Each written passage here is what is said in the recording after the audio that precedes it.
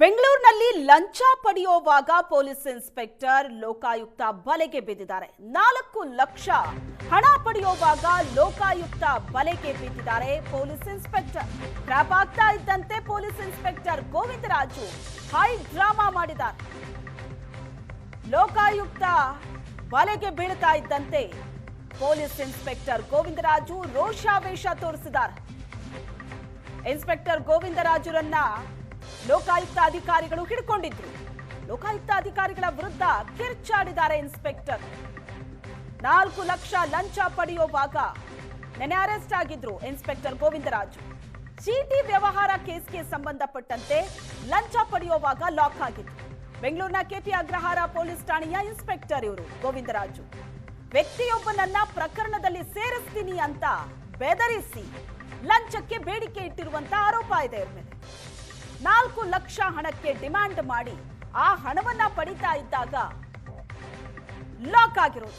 Sirsi circle ಬಳಿಯ CAR ground ಬಳಿ ಹಣ ಪಡಿತಾ ಇದ್ದಂತಹ ಗೋವಿಂದರಾಜುರನ್ನ ಲೋಕಾಯುಕ್ತ ಅಧಿಕಾರಿಗಳು ರೆಡ್ ಹ್ಯಾಂಡ್ ಆಗಿ ಹಿಡಿದಿದ್ದಾರೆ। ಆಗ ಹೈ ಡ್ರಾಮಾ ಮಾಡಿರೋದು ಇನ್ಸ್ಪೆಕ್ಟರ್।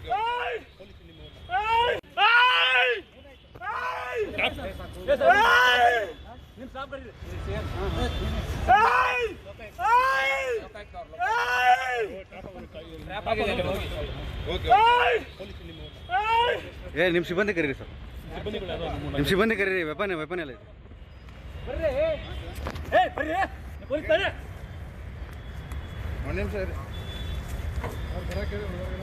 ಹೇಳಿದ್ಯಾ ಬನ್ನಿ ಅಂತ ಹೇಳ್ತಾ ಇದ್ದೆ ನೀವು ಪೊಲೀಸ್ ನಾವು ಪೊಲೀಸ್ ಆಯ್ತು ಮತ್ತೆ ಅದೇ ಹೇಳ್ತಾ ಇದ್ದೀನಿ ಈ ಕಡೆ ನೀಡಿ ನೀ please please please please please please please ಅವ್ರ ಜೇಬಲ್ಲಿ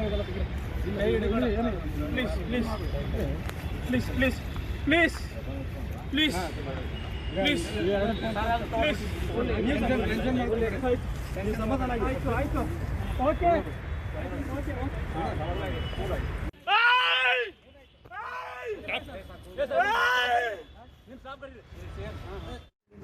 ನಿನ್ನೆ 29 ದಿನ ನಾವು ಒಂದು ಟ್ರ್ಯಾಪ್ ಕೇಸನ್ನು ಮಾಡ್ತೀವಿ। 4/2026 under section 7A of prevention of corruption act 1988 amended in 2018। So ಈ ಕೇಸಲ್ಲಿ ಕಂಪ್ಲೇಂಟೆಂಟ್ ಬಂದು ಮೊಹಮ್ಮದ್ ಅಕ್ಬರ್ ಅಂತ, AGO ಬಂದು ಗೋವಿಂದರಾಜು, ಇವರು inspector KP Agrahara police station. So ಇವತ್ತು ಡಿಮ್ಯಾಂಡ್ ಟೋಟಲ್ 5 ಲ್ಯಾಕ್ಸ್ ಇತ್ತು। ಅದರಲ್ಲಿ 24 ತಾರೀಕು 1 ಲ್ಯಾಕ್ ತೊಗೊಂಡಿದ್ದಾರೆ। ಮತ್ತು ನಿನ್ನೆ ಡಿಮ್ಯಾಂಡ್ 4 ಲ್ಯಾಕ್ಸ್ ಇತ್ತು। ಸೊ ಈ 4 ಲ್ಯಾಕ್ಸ್ ಡಿಮ್ಯಾಂಡ್ ಆಕ್ಸೆಪ್ಟ್ ಮಾಡುವಾಗ ಲೋಕಾಯುಕ್ತ ಪೊಲೀಸ್ ತಂಡ ರೈಡ್ ಟ್ರ್ಯಾಪ್ ಮಾಡಿದ್ದೀವಿ। ಇದರಲ್ಲಿ ವರ್ಕ್ ಬಂದು 12/2026 ಅಂತ ಒಂದು KP ಅಗ್ರಹಾರ ಸ್ಟೇಷನಲ್ಲಿ ಒಂದು ಕೇಸ್ ದಾಖಲೆ ಆಗುತ್ತೆ।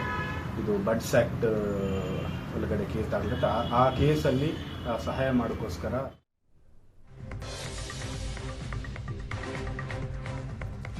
ಕೆಪಿ ಅಗ್ರಹಾರದ ಇನ್ಸ್ಪೆಕ್ಟರ್ ಲೋಕಾಯುಕ್ತ ಬಲೆಗೆ ಬಿದ್ದಿದ್ದು ಹೇಗೆ? 5 ಲಕ್ಷಕ್ಕೆ ಡೀಲ್ ಆಗಿದ್ದು 4 ಲಕ್ಷ ಪಡೆಯುವಾಗ ಇನ್ಸ್ಪೆಕ್ಟರ್ ಗೋವಿಂದರಾಜು ಲಾಕ್ ಆಗಿದ್ದಾರೆ।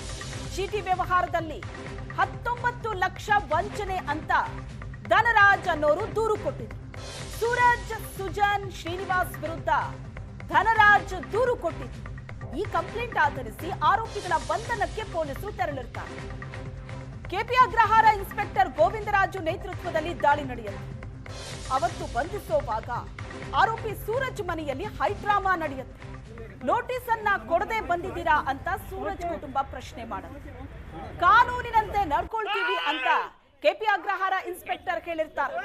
ಆರೋಪಿಗಳನ್ನ ಠಾಣೆಗೆ ಕರ್ಕೊಂಡು ಬಂದಿದ್ರು ಕೆಪಿ ಅಗ್ರಹಾರ ಪೊಲೀಸ್ ಠಾಣೆಗೆ ಬಂದ ಮೇಲೆ 5 ಲಕ್ಷಕ್ಕೆ ಇನ್ಸ್ಪೆಕ್ಟರ್ ಗೋವಿಂದರಾಜು ಡೀಲ್ ಮಾಡ್ತಾರೆ।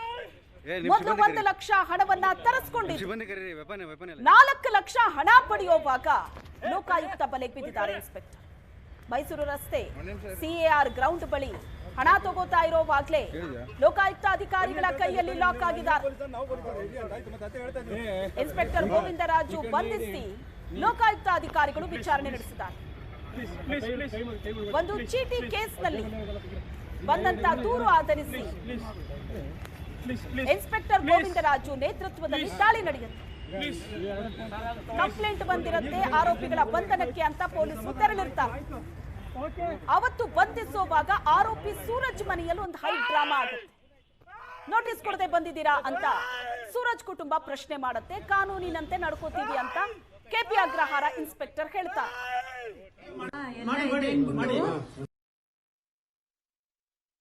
ನಿಮ್ ಸಿಬ್ಬಂದಿ ಕರೀರಿ ಸರ್.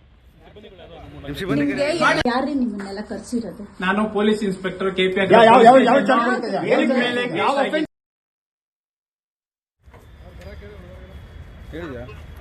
ಬನ್ನಿ ಅಂತ ಹೇಳ್ತಾ ಇದ್ದೆ ತಾನೇ ನೀವು ಪೊಲೀಸ್. ಯಾರೇ ನಿಮ್ಮನ್ನೆಲ್ಲ ಕರ್ಸಿರೋದು? ನಾನು ಪೊಲೀಸ್ ಇನ್ಸ್ಪೆಕ್ಟರ್ ಕೆಪಿ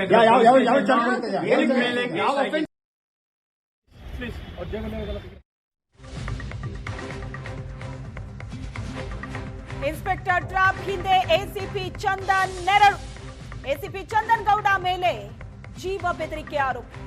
ಸೃಜನ್ ಎಂಬಾತನಿಂದ ಎಸಿಪಿ ಚಂದನ್ ಗೌಡ ಮೇಲೆ ಆರೋಪ ಮಾಡಲಾಗಿದೆ. ಎಸಿಪಿ ಚಂದನ್ ಗೌಡ, ಇನ್ಸ್ಪೆಕ್ಟರ್ ಗೋವಿಂದರಾಜ್, ಮೋಹನ್ ಗೌಡ ವಿರುದ್ಧ ದೂರುದಾರ ಸೃಜನ್ ಆರೋಪ ಮಾಡಿದ್ದಾರೆ. ನನ್ನ ಪ್ರಾಣಕ್ಕೇನಾದ್ರೂ ಆದ್ರೆ ಈ ಮೂವರೇ ಕಾರಣ ಅಂತ. ಮೈದಾ ಹಿಟ್ಟು ಕಂಪನಿಯನ್ನ ನಡೆಸ್ತಾರೆ ಈ ದೂರುದಾರ ಸೃಜನ್. ಕಂಪನಿಗೆ ಸಂಬಂಧಿಸಿದಂತೆ ಸುಖ ಸುಮ್ನೆ ದೂರು ಕೊಡ್ತಿದ್ದಾರೆ. ನನ್ನ ಪೋಷಕರಿಗೆ ಸಂಬಂಧ ಇಲ್ಲ, ಆದ್ರೂ ಅರೆಸ್ಟ್ ಮಾಡ್ತಾರೆ. ಬಂಧನ ಮಾಡಿ ಫೋನ್ ಕಿತ್ಕೊಂಡು ಹಣಕ್ಕೆ ಬೇಡಿಕೆ ಇಡ್ತಾರೆ. ಎಸಿಪಿ ಚಂದನ್ ಗೌಡಗೆ 20 ಲಕ್ಷ ಅಂತ ಡಿಮ್ಯಾಂಡ್ ಮಾಡ್ತಾರೆ. ಕೊನೆ ಕಂತಿನ ಹಣ ಕೊಡುವಾಗ ರೆಡ್ ಹ್ಯಾಂಡ್ ಆಗಿ ಸಿಕ್ಕಿಬಿದ್ರು ಅಂತ ಮಾಹಿತಿ ಸಿಗ್ತಾ ಇದೆ.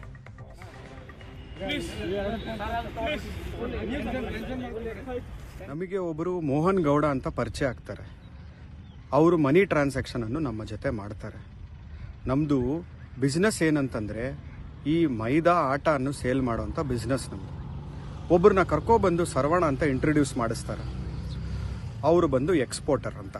ಅವರು ಮೈದಾ ತಗೊಂಡು ಹೊರ ದೇಶಕ್ಕೆ ಎಕ್ಸ್ಪೋರ್ಟ್ ಮಾಡೋರು. ಇವ್ರು ಹೇಳ್ತಾರೆ ಅವರಿಗೆ ಐಟಮ್ ಕೊಡಿ, ನಾನು ನಿಂತ್ಕೋತೀನಿ ಗ್ಯಾರಂಟಿಗೆ ಅಂತ. ಐಟಮ್ ಎಲ್ಲ ಕೊಟ್ಟಿವಿ, 7 ಕೋಟಿ ಐಟಮ್ ಕೊಟ್ಟಿವಿ ನಂಬಿಕೆ ಮೇಲೆ. ಅದನ್ನು ಅವನು ಫೇಲ್ ಆಗಿ ತಗೊಂಡು ದುಡ್ಡು ಓಡೋದ. ಇವರು ಬಂದು ಮೋಹನ್ ಗೌಡ ಅನ್ನೋರು ನಮ್ಮ ಮೇಲೆ ಹಲ್ಲೆ ಮಾಡ್ತಾರೆ. ನಮ್ಮ ದುಡ್ಡು ನಮಗೆ ಕೊಡಿ, ನಮಗದ್ರ ಬಗ್ಗೆ ಗೊತ್ತಿಲ್ಲ ಸರ್ವಣ ಬಗ್ಗೆ ಅಂತ.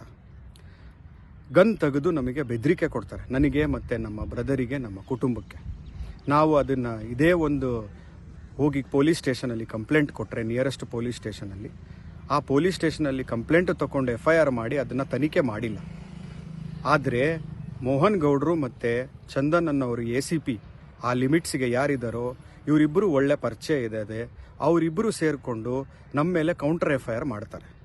ಆ ಕೌಂಟರ್ FIRಲ್ಲಿ ದಿನ ನನ್ನನ್ನು ಕರೆದು ನನಗೆ ಹಿಂಸೆ ಕೊಟ್ಟು ಕ್ವಶನ್ಸ್ನ ಕೇಳಿ ಇಂಟರೋಗೇಷನ್ ಮಾಡಿ ನಮ್ಮ 2 ಅವರ್ 3 ಅವರ್ ಸ್ಟೇಷನಲ್ಲಿ ಕೂಡಿಸಿ ನಮಗೆ ಮಾಡ್ತಾರೆ. ಆದರೆ ನಾವು ಹಾಕಿರೋ FIR ಮೇಲೆ ತನಿಖೆ ಮಾಡಲೇ ಇಲ್ಲ.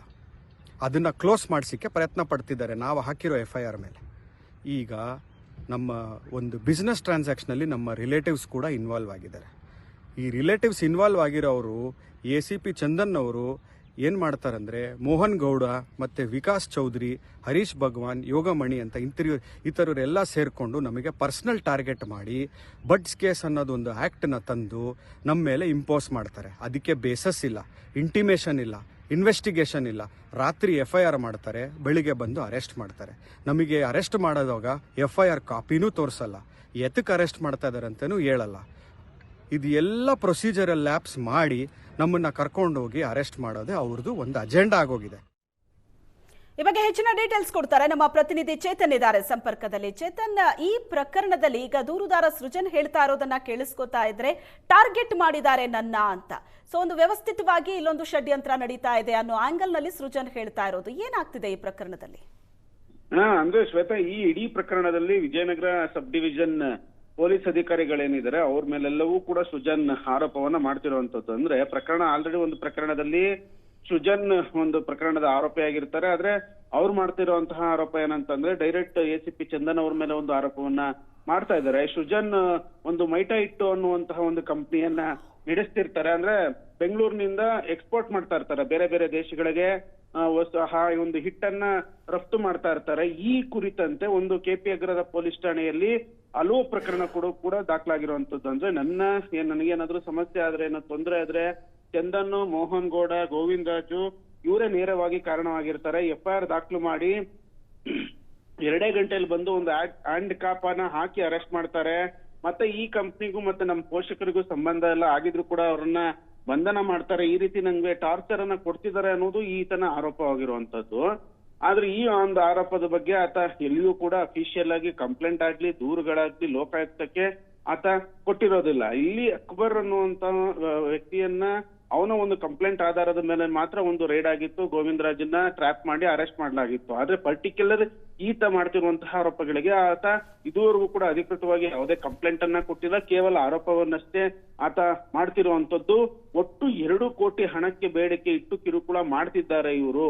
ಬಡ್ಸ್ಗೆ ಸರಕಿ ಪರ್ಸನಲಿ ಟಾರ್ಗೆಟ್ ಮಾಡಿ ಈ ರೀತಿ ಮಾಡ್ತಿದ್ದಾರೆ ಅನ್ನೋದ್ರ ಬಗ್ಗೆ ಒಂದು ಇದೀಗ ಆರೋಪಗಳನ್ನ ಮಾಡ್ತಿರುವಂತದ್ದು. ಅದರಲ್ಲಿ ಅಂದ್ರೆ ಗೋವಿಂದರಾಜು ಅವ್ರು ಹೇಳಿರೋದೇನಂತಂದ್ರೆ ಚಂದನ್ ಅವ್ರಿಗೂ ಕೂಡ 20 ಲಕ್ಷ ಕೊಡ್ಬೇಕು ಅಂತ ಡಿಮ್ಯಾಂಡ್ ಮಾಡ್ತಾರೆ. ಹೀಗಾಗಿ ಭಯ ಪಟ್ಟು 25 ಲಕ್ಷ ತನಕ ಹಣವನ್ನ ನಾವು ಇವಾಗ ಆಲ್ರೆಡಿ ಕೊಟ್ಟಿದೀವಿ. ಲಾಸ್ಟ್ ಕಂತಲ್ಲಿ ಹಣವನ್ನ ಕೊಡ್ಬೇಕಂದ್ರೆ ರೆಡ್ ಹ್ಯಾಂಡ್ ಆಗಿ ಸಿಕ್ಬಿದ್ದಿರೋ ಅಂತದ್ದು. ಅಂದ್ರೆ ಆಲ್ರೆಡಿ 20 ಲಕ್ಷ ಕೊಟ್ಟಿರ್ತಾರೆ, ಇನ್ನು 5 ಲಕ್ಷ ಕೊಡ್ಬೇಕಂದ್ರೆ ಅಕ್ಬರ್ ಅನ್ನೋನ್ ಮುಖಾಂತರ 1 ಲಕ್ಷ ಈಸ್ಕೊಂಡಿರ್ತಾರೆ. ಮತ್ತೆ 4 ಲಕ್ಷ ಕೊಡ್ಬೇಕಂದ್ರೆ ಈ ಒಂದು ಪ್ರಕರಣದಲ್ಲಿ ಟ್ರ್ಯಾಪ್ ಆಗಿರುವಂತದ್ದು. ಅಂದ್ರೆ ಇವ್ರು ಹೇಳ್ತಿರುವಂತದ್ದು 3 ಸುಳ್ಳು ಪ್ರಕರಣವನ್ನ ದಾಖಲಿಸಿ ನಮ್ಮನ್ನ ಅರೆಸ್ಟ್ ಮಾಡೋದಕ್ಕೆ ಯತ್ನ ಪಟ್ಟಿದ್ದಾರೆ ಅನ್ನೋ ಒಂದು ಆರೋಪ ಮಾಡ್ತಾ ಇದ್ದಾರೆ. ಇಲ್ಲಿ Vijayanagara SCP sub division ACP Chandan ಮತ್ತೆ KP ಅಗ್ರಹಾರ ಇನ್ಸ್ಪೆಕ್ಟರ್ ಗೋವಿಂದರಾಜು ಮತ್ತೆ ಮೋಹನ್ ಗೌಡ ಇವ್ರು 3 ವಿರುದ್ಧವೂ ಕೂಡ ಆರೋಪಗಳನ್ನ ಮಾಡ್ತಿರುವಂತದ್ದು.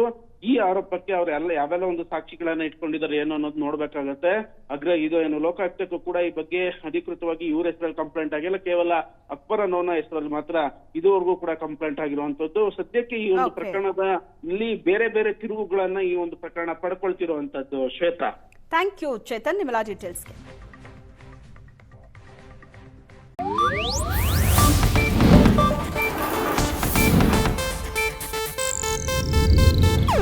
ಇದು ಏಷ್ಯಾನೆಟ್ ನ್ಯೂಸ್ ನೆಟ್ವರ್ಕ್ ಪ್ರಸ್ತುತಿ.